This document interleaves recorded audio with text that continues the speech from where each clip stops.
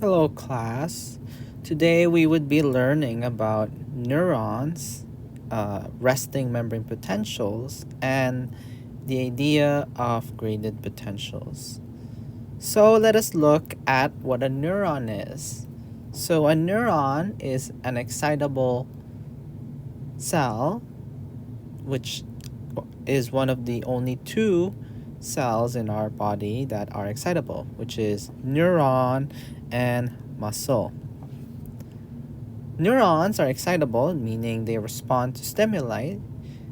They will be stimulated on what we would refer to as the cell body or the dendrite.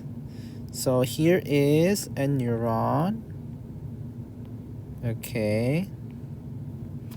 And if we look and remember in anatomy, here would be its cell body, right? And the dendrites are over here. So dendrite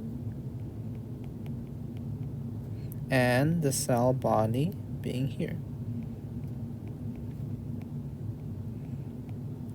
So when a neuron is stimulated, it will occur on the cell body or the dendrite.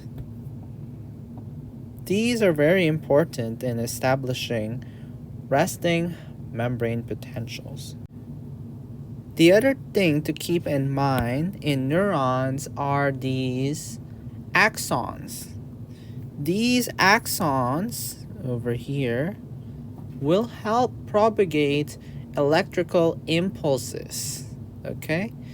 So either the axons are myelinated or unmyelinated. When the axons are myelinated, generally the electrical impulses would be faster compared to unmyelinated. So those are some basic anatomy of a neuron. And remember, neurons are what allow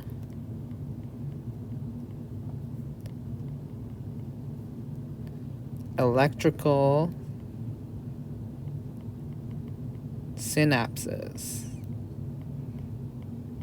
So this is our main communication pathway to send signals and to command our body to do something. So either that is from a nerve cell to a muscle cell or from a nerve to another nerve through the synaptic cleft.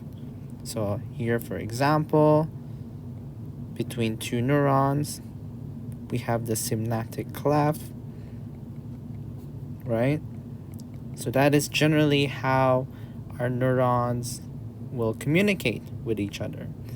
Now, all of this is very essential to understand how resting membrane potential works and the idea of graded potential. Let us now look at the electrical properties of the cell. So, we're going to do a web map.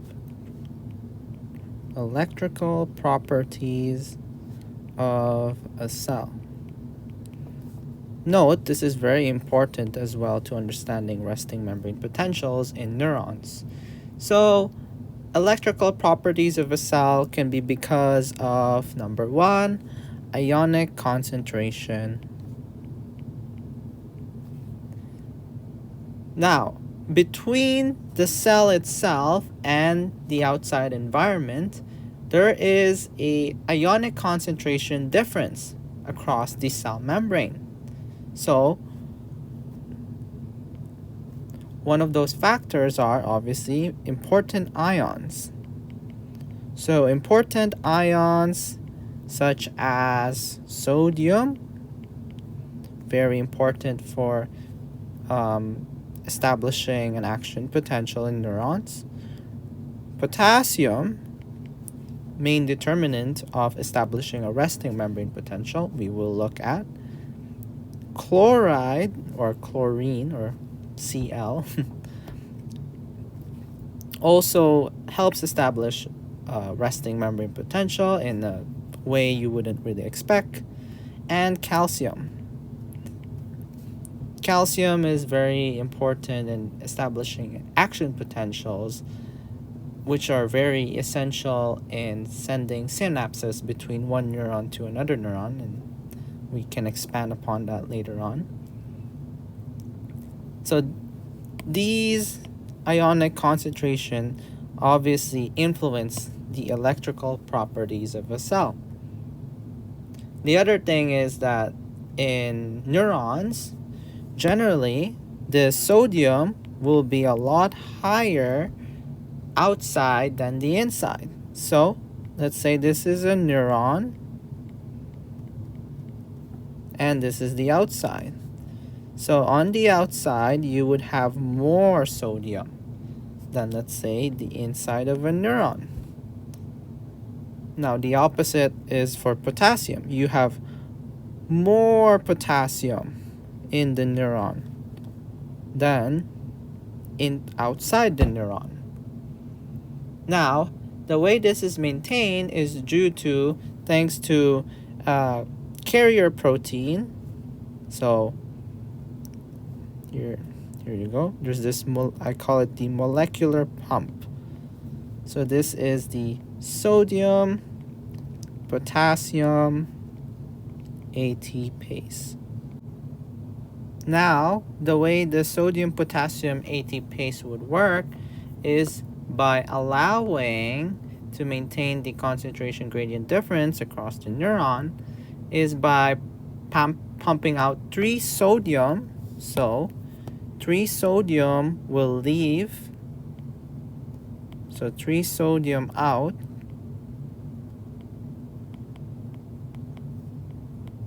While we have 2 potassium going in.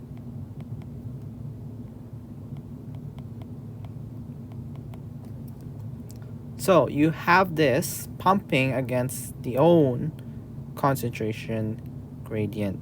So it's always trying to pump against. So this would be through active transport.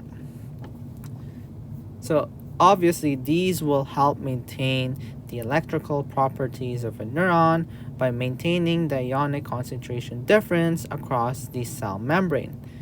The other thing, besides the sodium factor and the important ions, is we have other things such as calcium.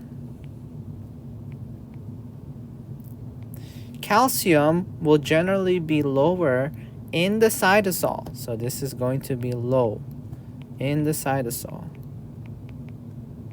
The reason being because there are various transporters in the cell and the endoplasmic reticulum membrane. So these various transporters across the cell are going to keep the calcium very low in the cytosol. So this is low in the cytosol because of those transporters.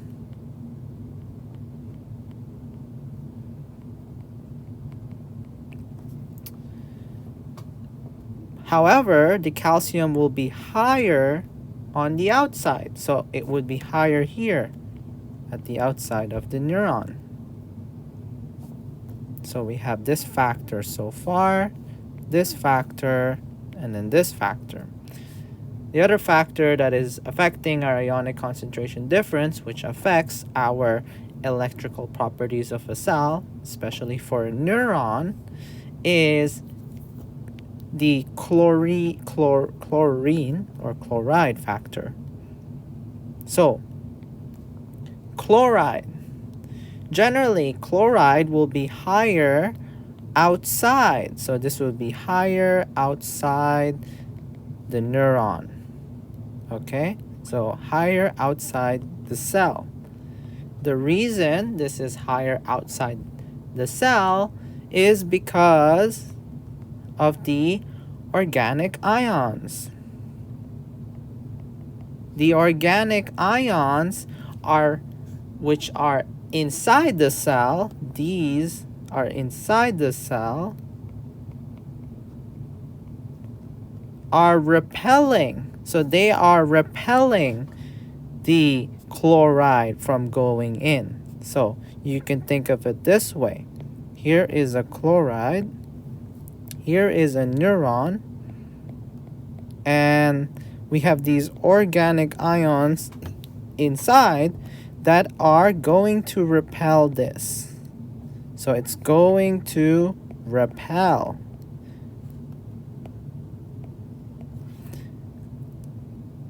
It will basically prevent it from going inside. And obviously the other factor is the organic ions itself. And the organic ions are inside the neurons or the cell. So this will stay inside. So that's very important in these factors, these 1, 2, 3, 4, 5 factors are very important in maintaining ionic concentration difference across the cell membrane of a neuron, which are important in maintaining the electrical properties of a cell. However, it is not just ionic concentration that affects the electrical properties of a cell.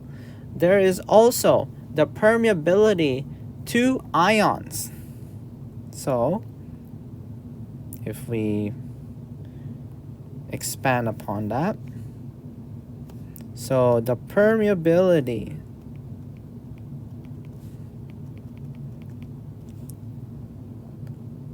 of the cell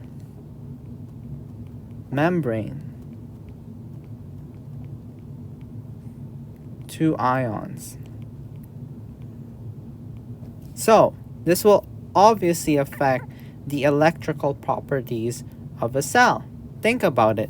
There are certain ions that will affect whether the cell will become more electrically charged or become less electrically charged.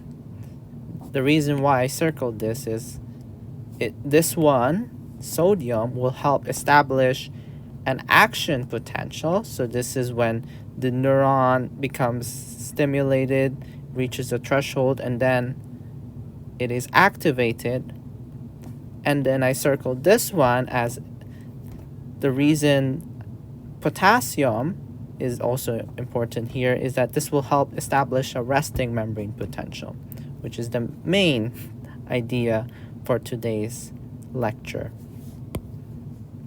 So, permeability of cell membrane to ions.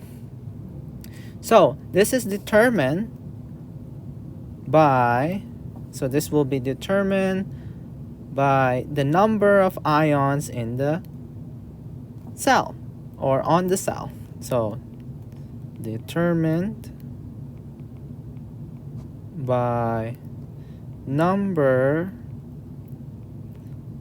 of ion channels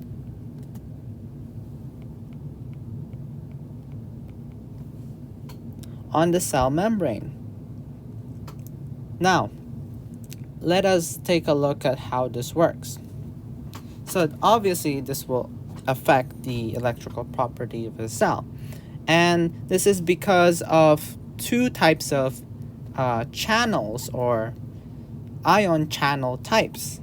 So this is number one by, let's say, non-gated channels. So non-gated channels. The non-gated channels are what we would refer to as leaky channels. The reason being they are always open. Okay?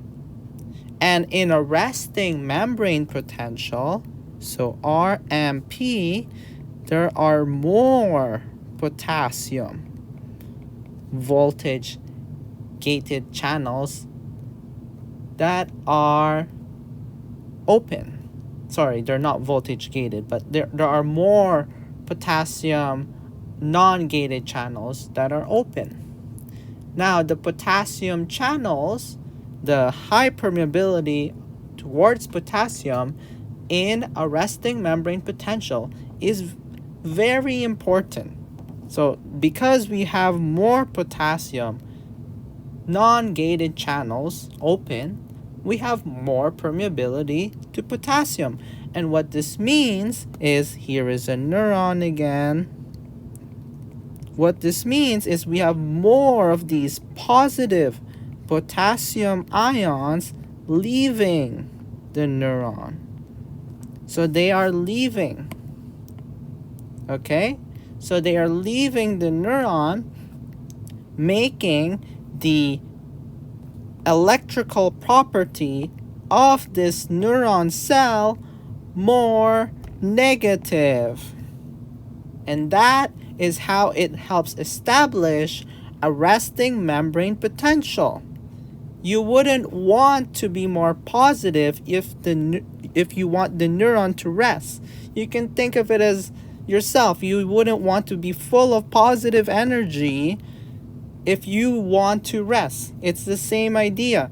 You are trying to have the positive potassium ions leave. So at resting membrane potential, more potassium permeability, therefore more potassium leaving through the non-gated channels. So yeah, this is very important for establishing a resting membrane potential. The other type of channel which affects the permeability of the cell membrane to ions, which ultimately affects the electrical properties of a cell, is gated channels.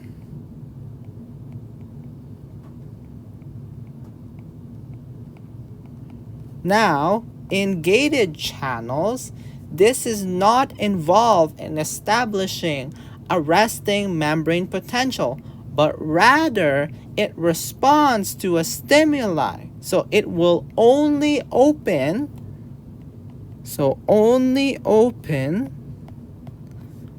due to stimuli.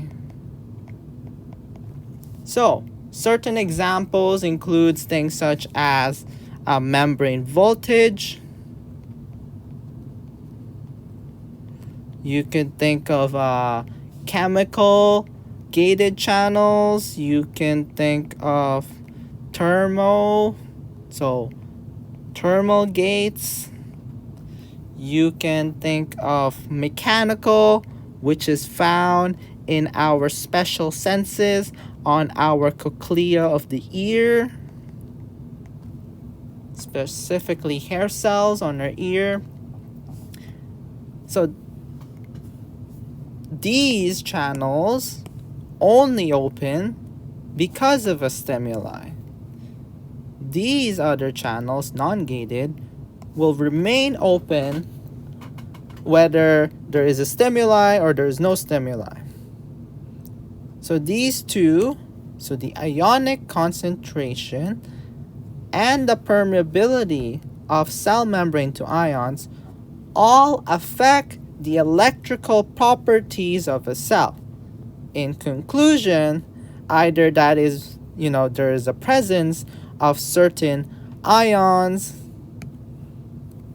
through ionic concentration differences, or due to the opening of certain gates that will result into ions moving in or moving out due to whichever gates are open or whichever gates are closed. Okay, now that we understand how the electrical properties of a cell work and we have a main overview of what neurons are, let us look at how resting membrane potentials work in terms of neuronal physiology. So, neurons. So let us draw a typical neuron. So here is a neuron with its axons, with its cell body, its dendrites. Neurons have a resting electrical condition of negative 70 millivolts. Okay, so resting. So this would be its condition. We mentioned that this is maintained, the electrical property is maintained by sodium potassium ATPase. And we already mentioned about the organic ions, how they repel the chloride to be outside. The sodium potassium ATPase pump again, which helps maintain the electrical gradient by having three sodium out and sending 2 potassium in. So they will be pumping against their own concentration gradient. And we also mentioned how there are more non-gated potassium channels than sodium channels, which is the major determinant of establishing a resting membrane potential. Okay, so yes, so this is what is generally what is maintaining the resting membrane potential. However, there are other important information to remember. So, one of them being that the sodium. So we mentioned that there are 3 sodium coming out and 2 potassium going in actively thanks to the sodium potassium ATPase molecular pump. However, we need to also understand how the sodium affects the overall resting membrane potential. So the sodium, when it is diffusing outside, it is attracting the positive to go outside. So just like with the potassium non-gated channels, it is taking the charges away from the neuron itself. Now, over time, as it is more negative in the neuron than the outside of the neuron, sodium will diffuse in. So sodium diffuses in as the interior, so the inside of the neuron becomes more negative. Okay, think about it. You're having so much of these positive charges leaving the neuron, you're gonna make the neuron very negative. And what do we know about chemistry and ions in general? So opposites attract. So you're going to have positive charges being attracted into the negative cell interior. The other thing to keep in mind with neurons and resting membrane potentials is that until negative 70 millivolts is reached, the amount of potassium going out will always be greater than the amount of positive sodium going in. Okay? This obviously will help establish that resting membrane potential. So until negative 70 millivolts is reached, so if it is not reached there, the amount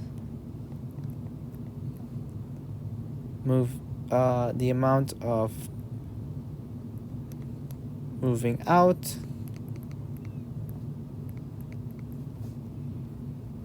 is greater than the amount of sodium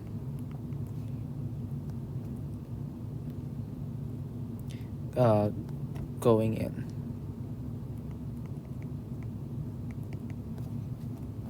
So that will help establish that resting membrane potential greatly, as you have more positive potassium going out than the amount of positive sodium going in. Now, when you do reach the negative 70 millivolts, you will have the same amount of potassium going out to the amount of sodium going in. So at negative 70 millivolts, so let's draw a graph actually. So here is a neuron, here is the resting memory potential, here is time, and here is millivolts. So here at the resting membrane potential, let's see, here we go, specifically that part. So use a different color. At negative 70 millivolts, you're going to have the same amount of potassium moving out to the amount of sodium moving in. So what that means is that, so amount of positive moving out will equal to the amount of sodium going in.